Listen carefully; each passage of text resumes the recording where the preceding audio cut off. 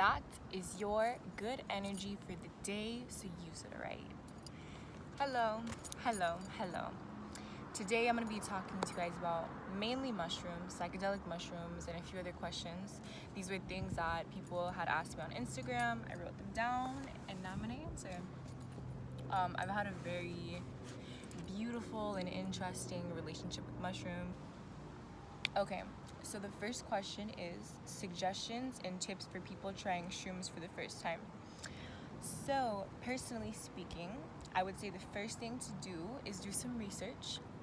Understand the medicine, understand how it's going to affect your brain, affect your internal and external environment, your senses. Do your research. Then, if you've never shroomed before, I suggest starting out with a microdose. A microdose is anything from a gram and below, so you can take 0.5, 0.8, 1 gram, and feel it out, connect to it.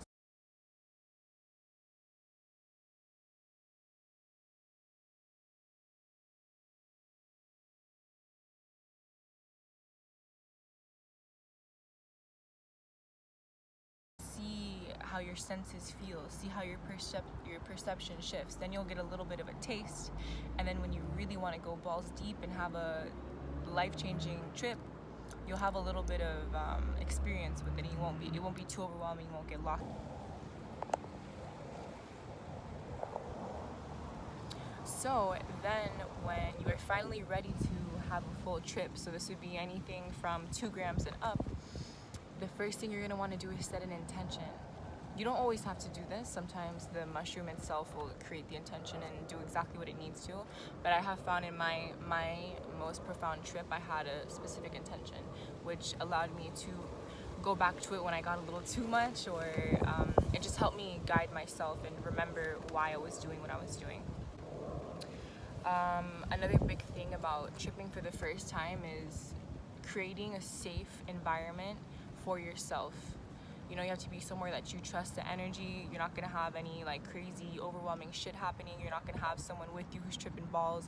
For me, I personally like to trip alone, or with one person who's off a microdose, or one person who can handle their shit that I know is a seasoned tripper, And the last thing would be, when you begin your trip, know that you chose to do this, know that it is temporary, and know that how you start off really affects the whole trip, So don't start off with negative thoughts. Don't start off with thinking about a paper you have to do tomorrow or your trauma from the past, Just keep a very clear mind, level-headed, and surrender. That is a huge thing. Surrender to your trip, surrender to what it will show you, where it will take you. And also, release the fear that you have of losing your mind. Release the fear that you have of controlling what you're thinking and what's happening. If you have fear, or you have the need to control what's happening on your mushroom trip, it'll become a little bit intense and maybe even a little bit dark. So trust and surrender. Do not be fearful. And that allows the trip to come with ease and grace. The second question is, what is your experience with shrooms and DMT? Swiped shrooms a good amount of times, but the first time I had ever shroomed, I took a big amount and I soaked it in lemon juice, but I had a bad trip because I wasn't aware. This is a time in my life when I was not aware, and I was kind of just doing stuff to do it. So the first time I had ever shroomed, I just was not with the right people, and it wasn't the right vibe overall. I had some good experiences in that trip, but overall it was not for me.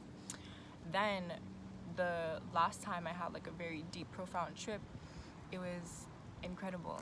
I had set the intention to surrender to something bigger than my existence, and just to be shown, I have a big thing in my life where I like to be in control. I like to know everything, know what's happening, and that can hinder a lot of my growth. So I've been doing a lot of work and allowing myself to trust and to surrender to my path and things bigger than myself.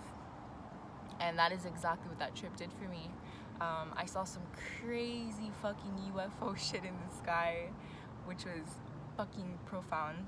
I have a video of it too, so I wasn't just some crazy girl tripping balls. And I microdose a lot. I microdose probably like maybe like twice a month. I'll do like a gram, maybe a 0.5, a 1.5, depending on how I'm feeling. And it teaches me so much. It teaches me so much about myself and about the people in my life, the environments that I'm in, what I'm doing. I'm so creative, my words flow, I'm very connected. I'm a big fan of microdosing. And then my experience with DMT, I've never done like straight up DMT, but I have done ayahuasca. And I think that deserves its own video because that was the most life-changing experience. Not even life-changing, but just like words don't fucking amount to how absolutely incredible that was. Whew. That showed me a lot about myself.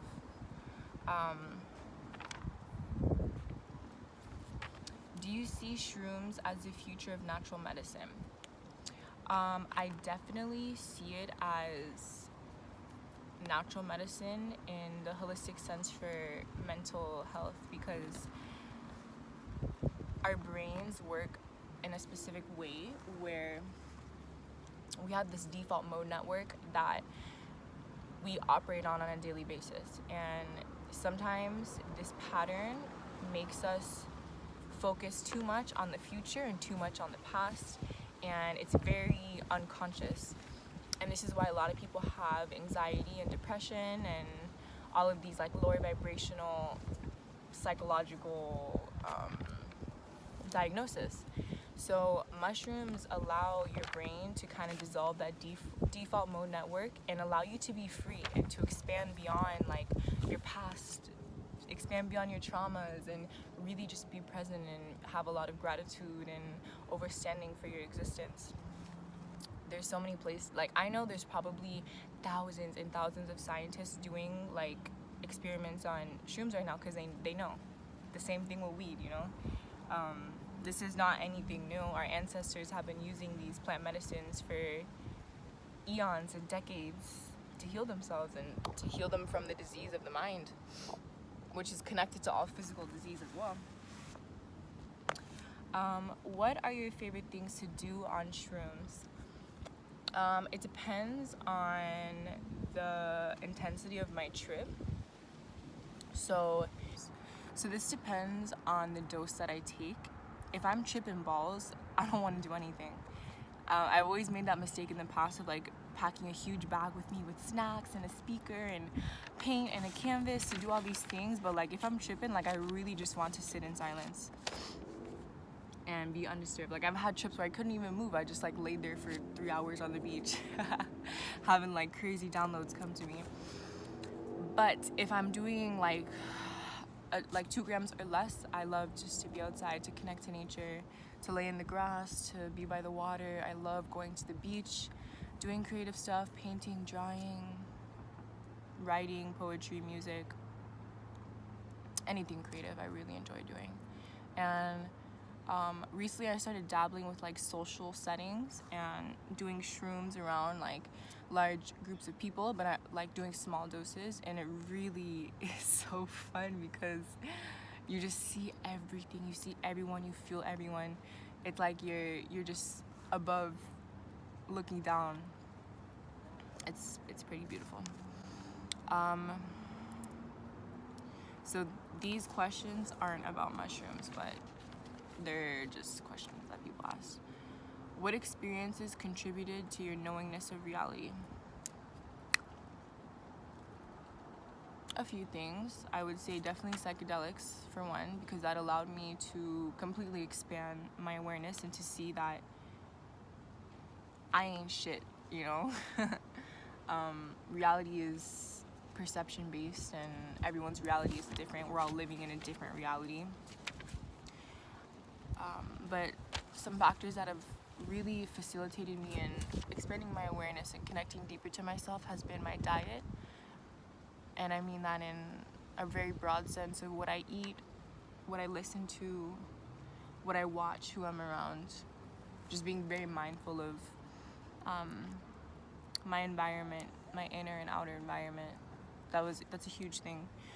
And I would also say doing shadow work, so going into like the dark parts of myself and trauma bigger than even just me, you know, ancestral trauma, the collective trauma, going into that and really feeling it and exploring the darkness, bringing light to it, accepting it. That has really been a huge thing in me learning and knowing myself and my part in this world and reality as a whole. When you understand darkness, you understand everything. What can we do to really initiate a true revolution? Come together right now. Oh, me. That's what we have to do. We have to come together, you know? We all have like such similar, the conscious people in the conscious community, we all want to do the same things, you know? We just want to like live off grid and have healing centers and do Reiki on each other and eat vegan food and barter systems and whatnot. But if we all have the same idea but we're living separate realities and we're not coming together, what's gonna happen? There's no building, you know? So I believe that in order to really initiate a true revolution, we have to have a select group of true leaders who will bring the people together, who will plan it, who will set up the proper layout of what's gonna happen, and we create a utopian society where we all are one and we're putting all of our shit to the side, all of our darkness that's not even us, and we come together to love, to heal, to expand, to teach, to learn, and be a true tribe, a true community. It's really tapping into what our ancestors were, who they were, and becoming that again, because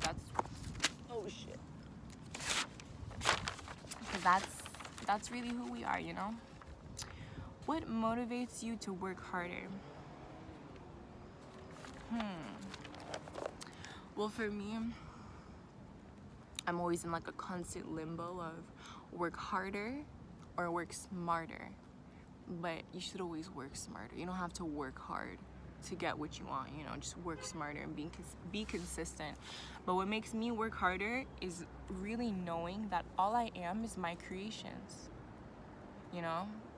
If I'm not here expanding and creating with my knowledge and with my heart, I'm not really anything besides just a walking piece of flesh.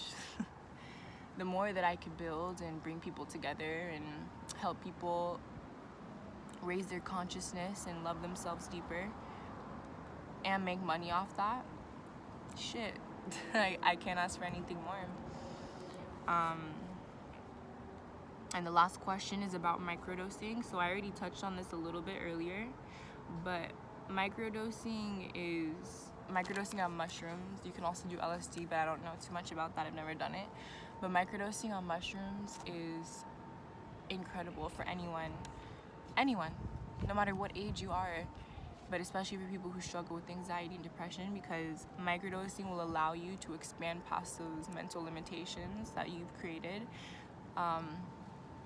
And it really just puts you in a very simple, controlled state of gratitude, connection to others. Your heart is a lot more open, your mind is a lot more open. Things flow, everything is connecting, the synchronicities will be hitting, colors are more vivid. You'll just really appreciate everything around you a lot more. So that was some simple questions on mushrooms. And if you guys like this video, give me a thumbs up, leave a comment in the comment section, subscribe, follow my Instagram. I think that shit's so corny, but I'm gonna fucking say it. Like my shit. Have a beautiful, blessed day. If you guys want me to do like another video on a topic answering questions, let's fucking do it. Love y'all.